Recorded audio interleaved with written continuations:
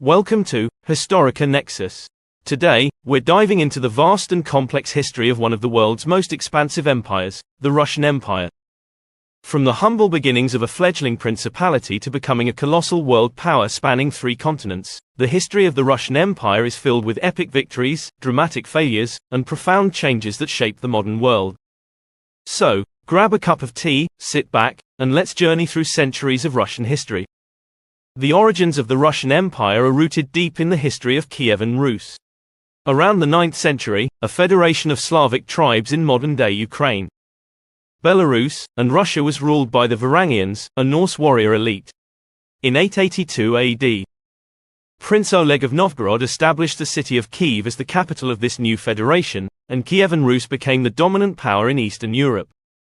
But it wasn't all smooth sailing. Throughout the 10th and 11th centuries, Kievan Rus was a land of constant turmoil, fragmented by internal disputes, raids by nomadic tribes, and, of course, the influence of its powerful neighbors like the Byzantine Empire. However, it was during this time that Grand Prince Vladimir I, in 988, converted to Orthodox Christianity, forever tying the fate of Rus with Byzantium and Eastern Orthodoxy. This would play a key role in the future Russian identity. In the 13th century, the Mongol invasions would shatter Kievan Rus into several smaller principalities.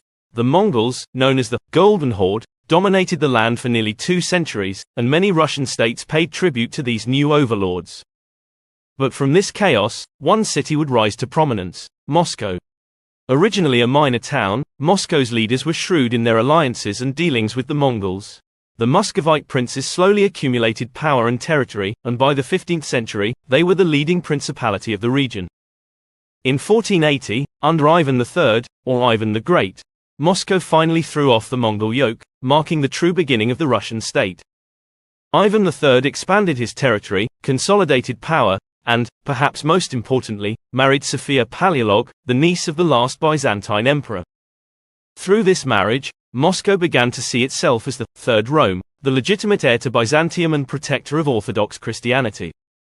Ivan IV, better known as Ivan the Terrible, was crowned the first Tsar of all the Russias in 1547. His reign marked both the height of Moscow's power and the depths of its cruelty.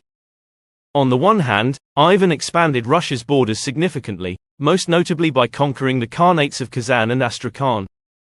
This opened up vast new territories to the east. On the other hand, Ivan's reign is infamous for its brutal suppression of the Russian nobility, the boyars.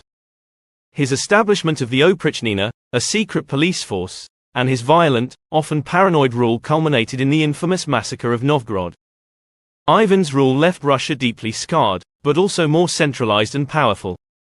Following Ivan's death in 1584, Russia descended into the time of troubles, a period marked by famine, foreign invasions, and civil unrest. With no clear successor, the Russian throne became a battlefield for various factions. Foreign powers like Poland and Lithuania even tried to place their own candidates on the Russian throne, leading to years of chaos.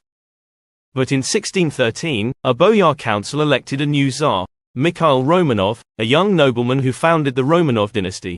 His ascension to the throne brought an end to the time of troubles, and the Romanovs would go on to rule Russia for over 300 years.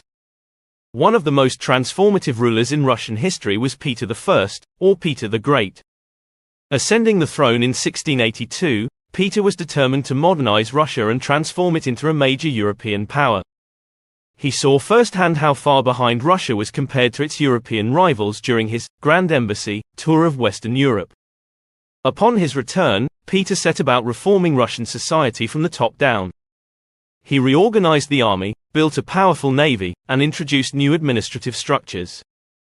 Most famously, he moved the Russian capital from Moscow to his newly founded city of St. Petersburg, a window to the west, on the Baltic Sea. Under Peter's rule, Russia emerged as a dominant force in Europe, defeating Sweden in the Great Northern War and gaining control of the Baltic states. His reign also marked the beginning of a cultural shift, as Russian elites began to adopt Western customs, dress, and ideas.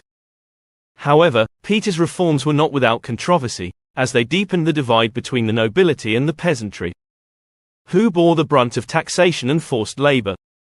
Another of Russia's most famous rulers was Catherine II, known as Catherine the Great. Originally a German princess, She came to power after the overthrow of her husband, Peter III, in a coup d'état in 1762. Catherine's reign marked one of the most glorious periods of Russian expansion and cultural development. She continued Peter the Great's policy of westernization, patronizing the arts, philosophy, and education. Under Catherine, Russia expanded its borders to the Black Sea, annexing Crimea and defeating the Ottoman Empire in several wars. She also divided Poland in 3 partitions with Prussia and Austria, erasing the Polish-Lithuanian Commonwealth from the map. But Catherine's reign was not without challenges. The Pugachev Rebellion of 1773–75, a massive peasant revolt, exposed the simmering discontent among Russia's lower classes. The vast majority of Russians were still serfs, essentially bound to the land and at the mercy of their landlords. The 19th century brought both triumph and turmoil to the Russian Empire. In 1812, Napoleon Bonaparte's invasion of Russia ended in disaster for the French emperor, as the Russian army employed scorched earth tactics and the brutal winter took its toll. Russia emerged victorious, and Tsar Alexander I played a crucial role in defeating Napoleon and reshaping post-Napoleonic Europe. However, beneath the surface, Russia was a country of contradictions. While it was an imperial power on the world stage, its economy lagged behind that of Western Europe. The institution of serfdom remained a major obstacle to progress. In 1861, under Tsar Alexander II, serfdom was finally abolished, but the emancipation did not lead to the economic or social changes many had hoped for.